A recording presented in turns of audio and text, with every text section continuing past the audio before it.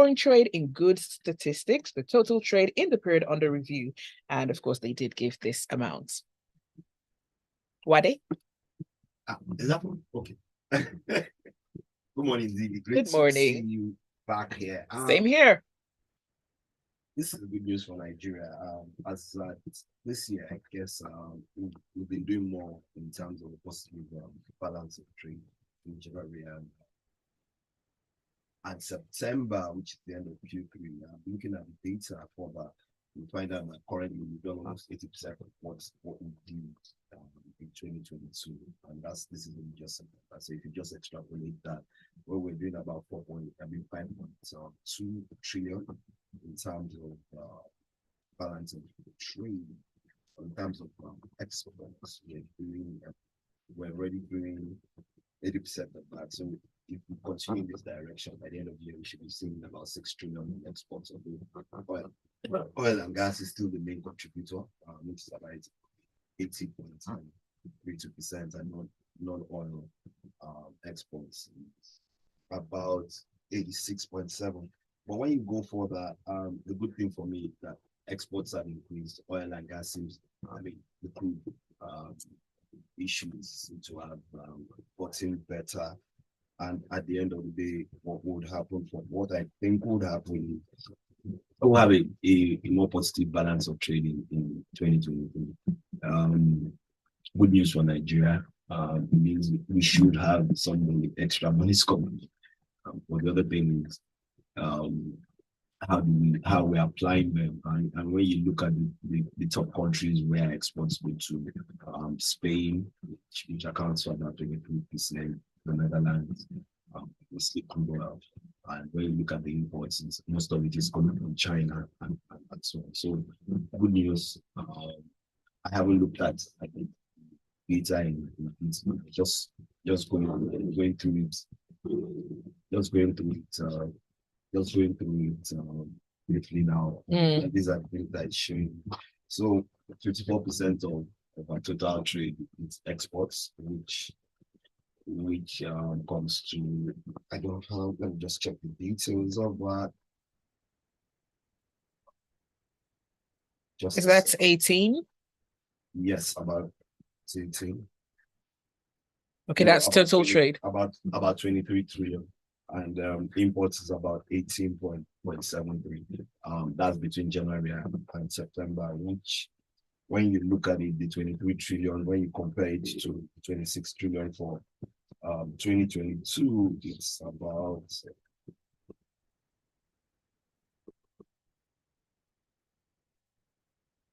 that's already about 88% as of December. And so I think if you do extrapolate that, by the end of the year, we should be seeing just a second. I like how Uade is dealing with facts right now and figures. Okay. We should be seeing Nigeria's exports to about 30 trillion at the end of the year. So give or take, I will be almost 25% increase in terms of the exports for 2022. All right, thank you very much, Uade, for breaking down the details, bringing out the facts in there, and it looks like Christmas will definitely come eventually before the end of the year. So let's go over now to the Vanguard stand, where I got Oyeyemi waiting already. So help us make an understanding and give us a legal understanding of what this implication would be for the Nigerian Air Force and the Nigerian Army and the Kaduna State government. But let's see the headline here. The Nigerian Air Force denies bombing Kaduna village. And then we've got this one, we were after terrorists. That's what the Army is stating, and the Army apologizes. Help us understand this one coming after Sunday's event in that state. Thank you so much, Omar. So there was an airstrike on Sunday, and at least 30 citizens were killed. Initially, it wasn't clear who did or who was responsible for it, but it was clear that it was a state actor. So what we have in this story is one of the state actors owning responsibility, and the other one, that is the Nigeria Air Force, saying that they're not responsible for it. The Nigerian Army has taken ownership, but they have said it was an error because their target were military objectives. That is, they were combating terrorism, so they weren't going after citizens. They were not going after civilians. Unfortunately, we have over 30 civilians dead because it was there was a festive event that was going on at the time. And so you had quite a number of citizens who've been impacted. Speaking to consequence, the way intelligence works, there's so many nuances and moving parts to it. This is in an area where you have known terrorist actors, and where there are customary acts by these state actors to prevent terrorism. So it's a failure of intelligence, right? Where you have these kinds of accidents. In no case is there justice or justifiable reason for state actors to go against citizens, but certainly provision is made where it's done in error, right? And so internally, I think we've had quite a few of this in recent times, and no overt action to put the mind of citizens at rest that, this wouldn't continue, or there's an uptick in the efforts being made to improve the quality of intelligence, that is fed into how these operations work. So I think there's a lot of work to be done internally to prevent, because it's a human rights crisis when you have state actors going against citizens who are not collaborating in any form of terrorism or military action, right? Citizens going back and forth in their day-to-day engagements, right? They're supposed to be protected by these state actors and not attacked. And so there is an urgent need to improve the intelligence that feeds into these actions and minimize the risk. Also, the government must take responsibility to show care and concern, for impacted citizens, compensation for their families, engagement to ensure that, at least the data of what has happened is clear and kept, nothing is swept under the carpet or moved around. A good step has been made. There's some transparency in the ownership by the army. Certain instances before, you would see that no one claims responsibility. Government doesn't hold anyone accountable, and we just move on. But I'm happy to know that we're not just moving on, at least we're owning responsibility. And then that's the foundational step to improving how we, deal with these complex issues, especially in these high impact areas where they occur. Just before we let this headline go to sleep, there's also the fact that sometime around in Borno, there was a case where there was an airstrike that's, where an IDP camp. This is coming again at this time. It speaks to the element of precision in the operation of operatives. What can we do to make sure that this does not occur again? One life is bad. It's skill. It's a question of skill. It's a question of skill, because all of these things are based on intelligence. And all these actions they're not, unless they're unauthorized. And if they're unauthorized, they're internal workings within the army or the efforts to punish unauthorized, attacks. But if these are authorized actions by different cadre of the authority that we have in the army, then it's a failure of skill and intelligence. And we invest so much in our defense budget to avert situations like this. So I think it's important that, the money is going where it's supposed to go. Everyone is alert and paying attention. An IDP camp is even worse, and every citizen's life counts. But when you have more vulnerable citizens even being made subject to such accidents, it's a terrible situation. So it's a failure of intelligence, and there needs to be an upskill in general, All right, thank you for that, Oyeyemi. The WhatsApp number is 0809 440 981. The federal government has settled 52 million in fines and compensation for around 300 and 99 inmates at various correctional centers across Kaduna State. And this is a move to basically decongest these correctional centers. And it's from the Punch. Yes, I remember that sometime back, the federal government had said that they were going to carry out an initiative to reduce the number of people in correctional centers. Some of them have stayed there for so long, they wonder whether they were whether the corrections have not turned back to something else. But in Kaduna yesterday, the controller of correction services made the statement that 52 million had been paid by the federal government to release inmates in correctional centers, and in Kaduna, Kafanchan, Zaria, and some other places. 10,000 naira will be given to them as transport. But my challenge here will be, at the end of the day, they've learned some forms of skills and all, but how do they, how do you integrate them back into the community? With the current economic situation in Nigeria, I'm pretty sure that these people would be able to find something to do. It's 133 million as at the last count, probably more now, in multidimensional poverty. How does the government plan to ensure that they are properly integrated back into the community and they don't go foul of the system again? Some of them have been there because they couldn't pay their fines. Some the fine has been to Ahimie. So for those who have been taken care of, about 4,068 across the country, fines below 1 million and below. So if someone who has to pay a fine of 5,000 naira couldn't pay, and he goes into a correctional center and he's been there for so long, what do you expect when you give him? So if he takes 10,000 naira as transport fare, will he take him home? That's another question. And when he gets home, which home is he going to?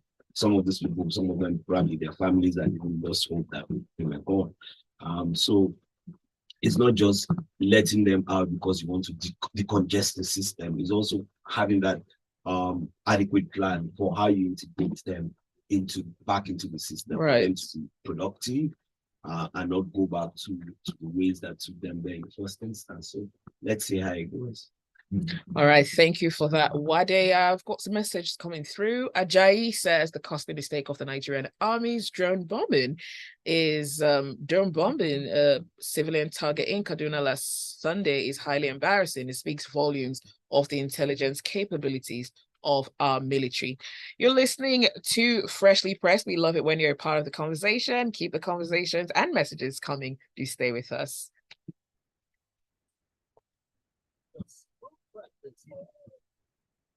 We're looking for a reliable way to grow your When we come out with correctional center, what would they do? What would they go and do? The people that are sending out of correctional center, what are they? So would we rather keep them there so that they don't come out again? And yes, no, but at least it's a step to get them out of there first. But getting them out, how are we even sure they had any form of rehabilitation? Because even the correctional center, they say these people are not our people. Like, I have actually spoken to someone and the guy was basically saying, look, sometimes these people are just put in there. They don't even have to be in prison. So we don't have the resources to take care of them. So if you don't have the resources... Some of them they just arrest you. Some of them is wandering. Some of them is...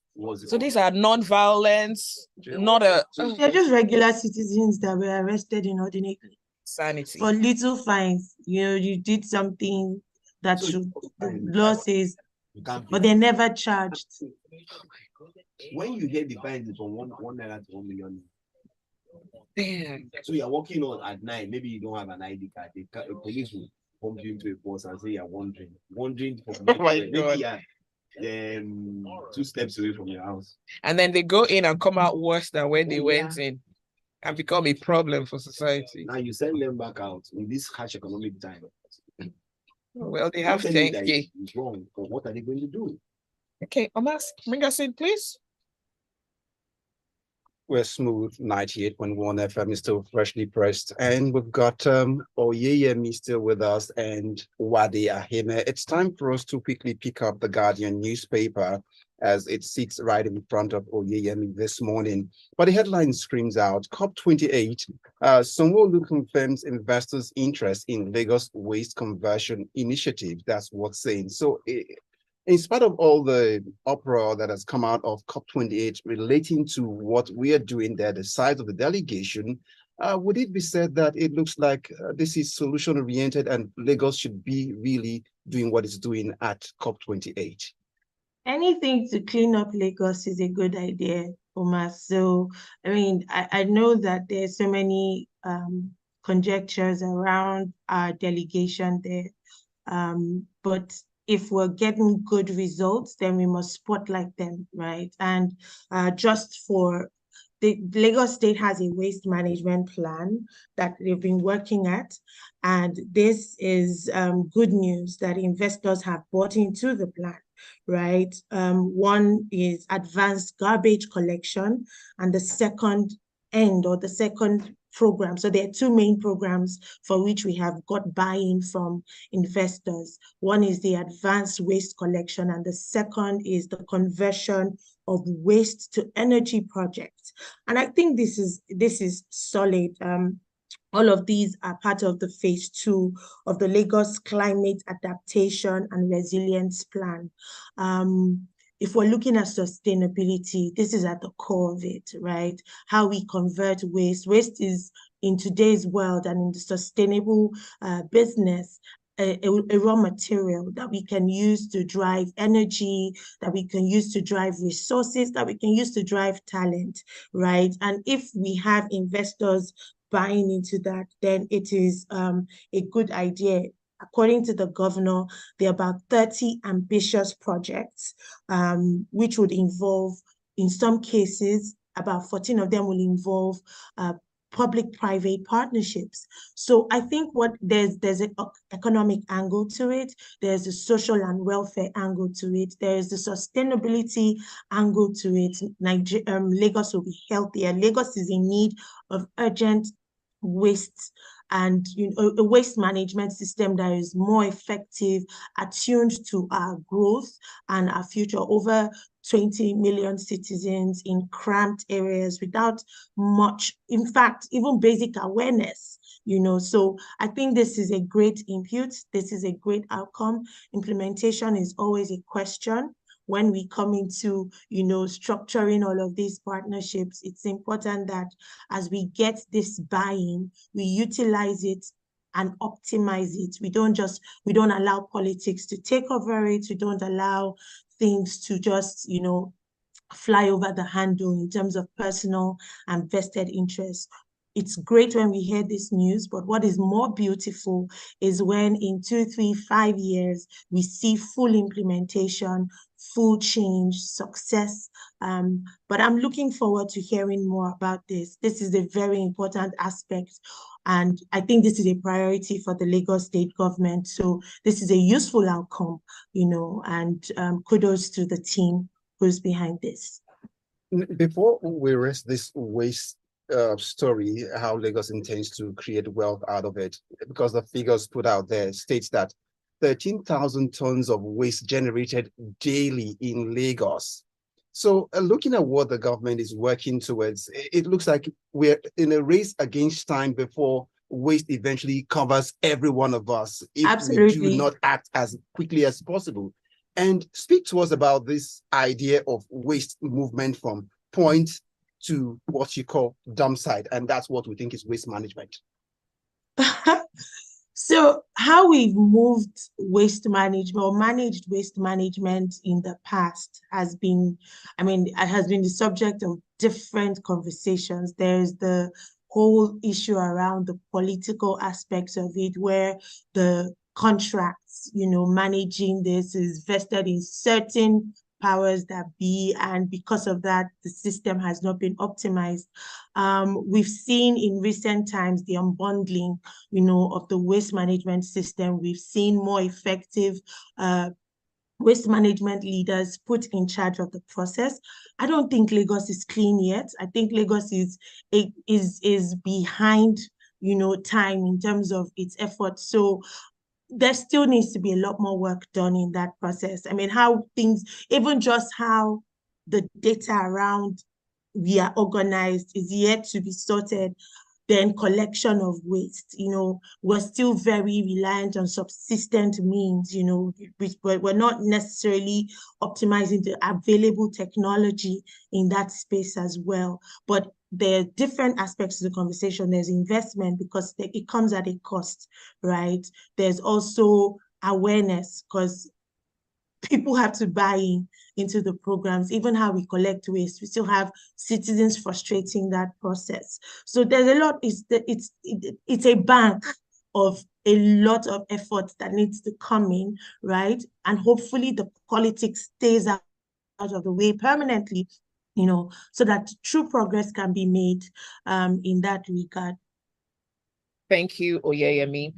From The Nation, the Comptroller of Nigeria Immigration Service, Caroline Adepoju, has called on the private sector for support in the provision and upgrade of its operational infrastructure, which it says would actually help to enhance efficiency. Yes, so this happened when a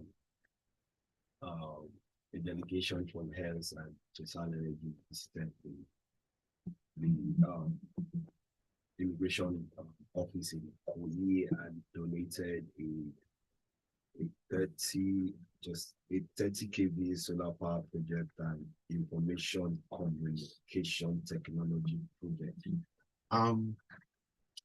It beats me every time.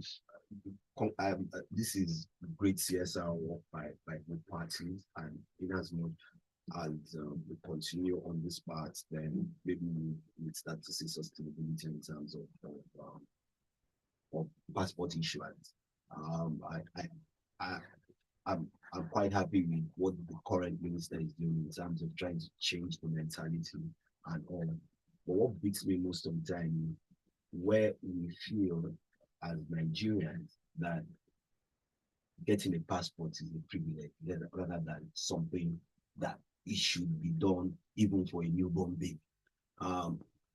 There's so much in it that can raise revenue for the government, and there's so many ways you can go about it through public-private partnership. And excuse me, in my own opinion, I do think that they need to work more with the private sector, not in terms of just giving solar power or communication equipment to the current offices, but creating centers where the private sector can actually build, help them in infrastructure, the necessary technology and communication that is required, whether it's the servers and all, and having that central system where people do not need to go to the passport office to get a passport. People can go to a passport registration center where you can register. And these are the things I believe that, and if the minister is listening, we should start to work with the private sector. Which centers do we have? And let every Nigerian be able to. Nigerians are willing to pay for their passports. If Nigerians are willing to pay, in quotes, the extra, which is never said that it's there, then Nigerians will pay for the passports to get them. And so these more Nigerians that are able to get their passports, the more money you raise for the government. And these are the things that I should be saying. Centers across Nigeria where you can have technology linkages, and you just walk in there, you fill out the form, you take the thumbprints, and then you move on. If you can do it with telecoms, you can do it with the banks, then you can do it with the passport. All it just means that it goes into a central system and just processing it from the passport office. Will view it and check it and ensure and make those extra calls to ensure that the details are correct. And if they feel that there's something wrong, then you can go check it. But at the end of the day, let's see how it goes. All right, let's go over now as we begin to pick up the pace gradually as we run down to close Freshly Pressed this morning. Oyeyemi, we've got a copy of the Punch newspaper with the headline speaking to gender issues here. U.S. pledges support for groups tackling gender violence in Nigeria. Yeah, I think that's a good story, and it's one that we must always spotlight because it's still a prevalent issue in our country. And so it's important that there's significant support for any of these organizations who are at the forefront of pushing the agenda, educating citizens, being first responders to victims of gender violence. The story in specific is at an event organized by Women at Risk International Foundation, which is an organization that supports victims of gender violence. And they've been at the forefront of this work for quite a bit, providing education, and not just education solutions, but also seeking funding to try to push the agenda and protect citizens who are either by backing them up legally or even just medically supporting them. So it's a great initiative. The United States Charge d'Affaires, David Green, was in attendance at an event. Over the past I think over the next 14 to 16 days, we're celebrating a campaign against gender violence. And so there's so many programs that are being put out there, campaigns, walks, discussions and conferences. It's still a prevalent issue because you have culture which supports it in some ways and in some of our communities, right? And then you have just general the economic situations as well that fuel this, the social issues as well that fuel this. So I believe that it is central. The more funding we have, and these are fringe issues that government may not necessarily be able to attend to. So if we have other actors, international and local, buying into it, it's a positive for us. And hopefully over the years, we'll be able to get more data that shows the improvement in our situation. Thank you, Oyeyemi. All right. And let's see, I think we can get a story in just about a minute. This one's coming from Daily Post. The Attorney General and Minister of Justice, Lateef Fagbemi, has called for increased synergy and collaboration between the legislature and the Federal Ministry of Justice. Yes, in terms of passing it, yes, in terms of ensuring that executed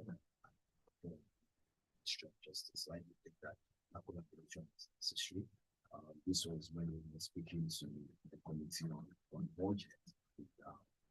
Also appealing is for him to get a bigger share of the budget increase, where the current expenditure and the capital expenditure have moved 50% in an upward direction. So yes, it's time for them to collaborate, but it's also time for the Ministry of Justice to actually act as an impartial Ministry of Justice. And I think it's time to us, we should also go back to the fact that where people have become, let the Attorney General, the role of the Attorney General separate from that of the Minister of Justice. Maybe we'll get this. All right. Well, that is it for Freshly Pressed. Thank you for listening. Thank you for your messages, and special thanks to our analysts as well for joining us, Oyeyemi and Uade. Thank you so much. Bye, Lagos.